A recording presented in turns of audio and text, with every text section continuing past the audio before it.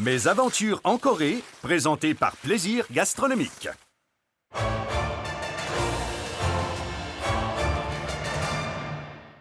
Ce soir, je vous présente un reportage sur le hockey, mais c'est pas vraiment un reportage sur le hockey. C'est un reportage sur combien c'est difficile de parler à du monde au hockey.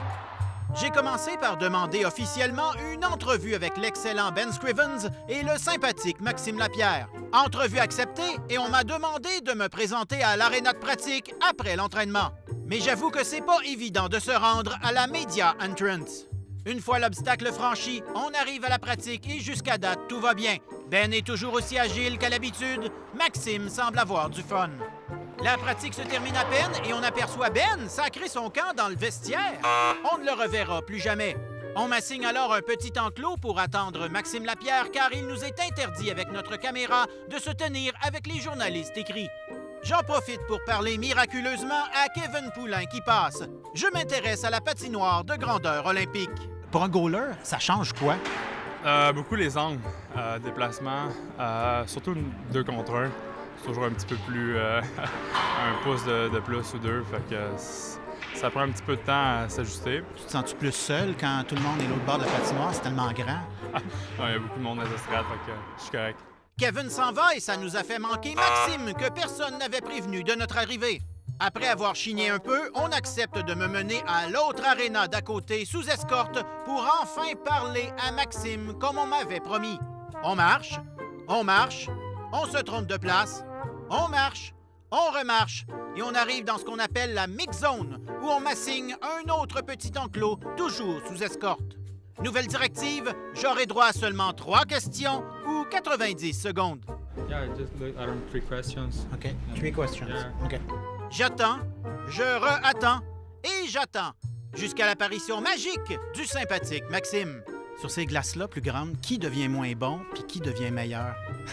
Normalement, c'est un bon coup de patin, ça l'aide énormément. On voit, il y a des petits joueurs qui ont de la difficulté sur la petite glace parce qu'il y a moins de place, évidemment. Puis quand ils arrivent sur la grande glace en Europe, ils peuvent exploiter leur potentiel au maximum là, parce que tu as, je te dirais, une demi-seconde de plus là, pour penser puis faire tes jeux. C'est-tu comme Beta VHS? Penses-tu qu'il y a une grosseur de patinoire qui va gagner sur l'autre à un moment donné?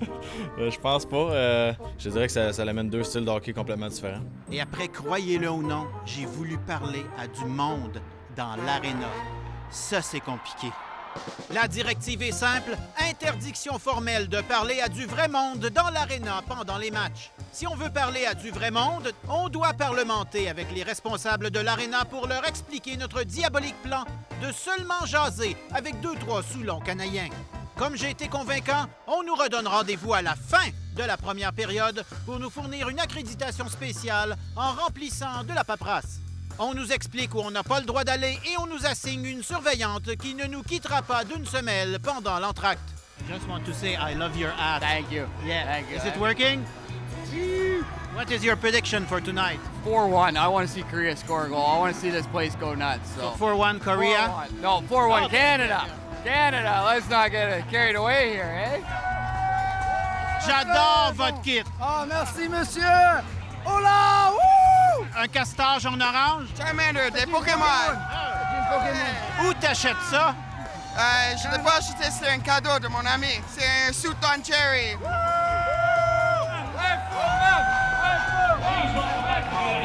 L'entracte est terminé, on retourne au bureau se faire enlever notre accréditation qui retourne dans l'armoire jusqu'au 2e entracte.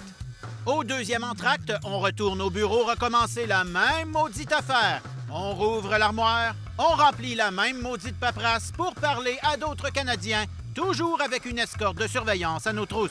I think we had a rough 2 periods. I think it should be more like a 5-0, but, you know, we'll get there. We'll get there. Dans les estrades, j'aperçois l'équipe féminine de Corée unifiée et je tente de féliciter la gardienne numéro 31 qui a travaillé fort pendant le tournoi. On parlemente. Interdit de lui parler. Faut demander la permission à la Corée avant. Pas facile, mon travail. Mais il y en a quand même 2 dissidentes qui étaient bien heureuses de passer à TV. Vite, on retourne rapidement au bureau pour remettre nos accréditations avant la 3e période.